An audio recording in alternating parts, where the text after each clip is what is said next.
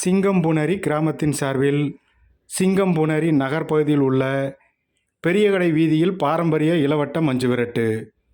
200க்கும் மேற்பட்ட ஆக்ரோஷமான காளைகள் பங்கேற்று சீறிப்பாய்ந்ததில் 10க்கும் மேற்பட்டோர் காயம். சிவகங்கை மாவட்டம் சிங்கம்புணரி கிராமத்தின் சார்பில் சிங்கம்புணரி நகர்ப்பகுதியில் உள்ள சீரணி அரங்கம் பெரியகடை வீதியில் பாரம்பரிய இளவட்ட மஞ்சு விரட்டு இன்று நடைபெற்றது.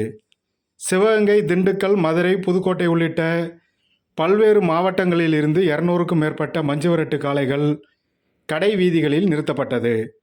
முன்னதாக கிராமத்தார்கள் சார்பில் சிங்கம்புணரி சேவுகப்பெருமாள் ஐயனார் கோவில் காளைகளுக்கு முதல் மரியாதை செய்தனர். தொடர்ந்து கோவில் காளைகள் ஒன்றன் பின் ஒன்றாக அவிழ்த்து விடப்பட்டது.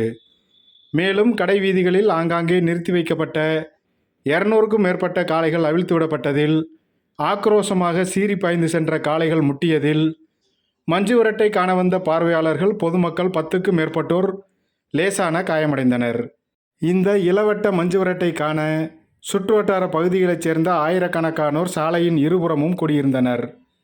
லேசான காயமடைந்த 10க்கும் மேற்பட்டோருக்கு அருகில் உள்ள சிங்கம்புணரி அரசு தாலுகா தலைமை மருத்துவமனையிலும் பொன்னமராவதி தனியார் மருத்துவமனையிலும் முதலுதவி சிகிச்சை அளிக்கப்பட்டது. மேலும் வாடிக்கையாளர்கள், பொதுமக்கள் பாதுகாப்பு நலன் கருதி வர்த்தக சங்கம் சார்பில் கடைகள் காலை 10 மணி முதல் மதியம் 2 மணி வரை அடைக்க கேட்டுக்கொள்ளப்பட்டதால் ஏராளமான கடைகள் அடைக்கப்பட்டிருந்தன.